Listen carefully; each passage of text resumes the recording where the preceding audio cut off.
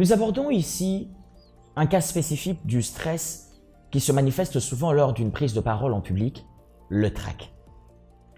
En termes simples, le trac, c'est la peur d'avoir peur. Cette peur se manifeste, entre autres, par une transpiration abondante, une bouche sèche, une perte de mémoire ou du fil des idées, le cœur battant la chamade, pour ne citer que cela. Mais le trac, il faut le savoir, touche n'importe qui, sans exception. Il est évident que parler en public est une source de questionnement et d'inquiétude, mais attention, cette attitude peut vite virer à l'angoisse, à l'anxiété, à la confusion et même à l'égarement, dans certains cas extrêmes, si l'on n'y prend pas garde. Comment introduire mon exposé? Quel sera l'avis de mon auditoire sur mes propos? Serai-je à la hauteur? Ces questions, comme tant d'autres qui taraudent nos esprits avant une présentation à l'oral, ne contribuent qu'à alimenter et à faire monter la pression en nous. Difficile donc d'aborder un exposé dans ces conditions. Cependant, nous avons beau lutter contre le trac, il est impossible de le faire disparaître. Oui, impossible de faire disparaître le trac. Pourquoi?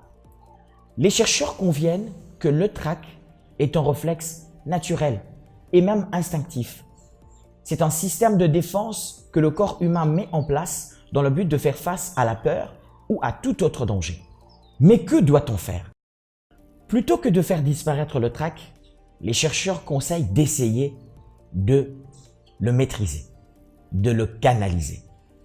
Voyons comment s'y prendre.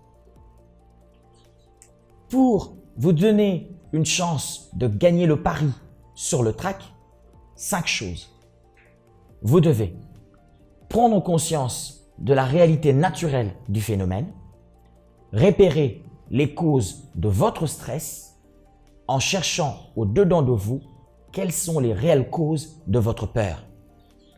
Est-ce la peur du public, de l'échec, la peur de ne pas pouvoir transmettre ou dire ce qu'il faut? À vous de le trouver. Troisième chose, préparer et répéter.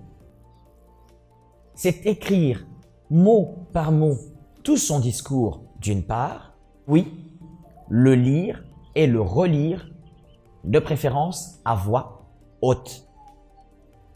Mais pour créer un certain automatisme et réduire votre trac, il est aussi conseillé de répéter dans des conditions proches des conditions réelles de votre présentation.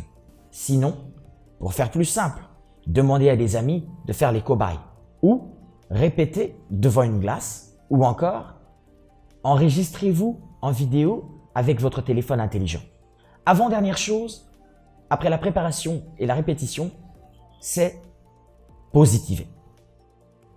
Vous avez préparé et répété votre texte, gardez dans vos pensées l'idée de la réussite. Je le ferai, j'y arriverai. Et une dernière chose, c'est le sommeil.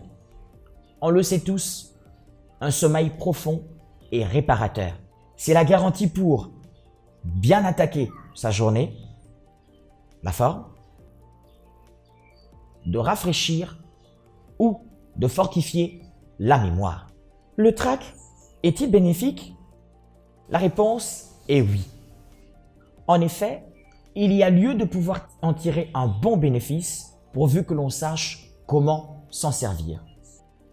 Pour de nombreux psychothérapeutes, le trac, c'est cette alerte qui nous aide à rassembler les ressources plus profondes afin de faire face au danger.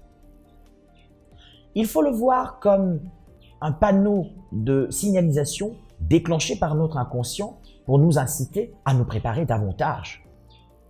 Mieux préparer notre texte, travailler notre technique avant la prise de la parole. Ce qui nous donne une mauvaise perception du trac, c'est le fait qu'il nous place comme dans une bulle.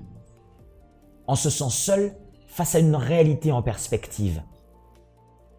Pourtant, ce côté, disons, sombre du trac nous permet, par exemple, le jour de la présentation, d'apporter une touche d'humanité dans un univers devenu d'un coup glacial.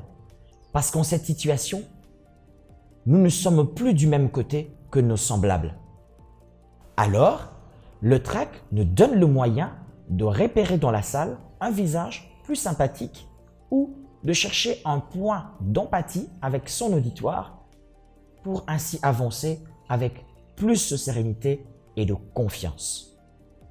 Qu'en est-il de son absence? Sachez que la plupart des comédiens se méfient en cas d'absence du trac. Pour eux, cette absence peut correspondre à une confiance dangereuse qui risque de réduire leur performance scénique.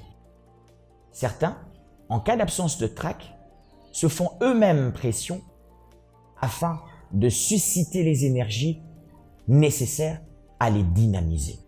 Ceci dit, le trac, vous apprendrez à vous en servir pour mieux affronter votre épreuve orale ou votre exposé, quel qu'il soit.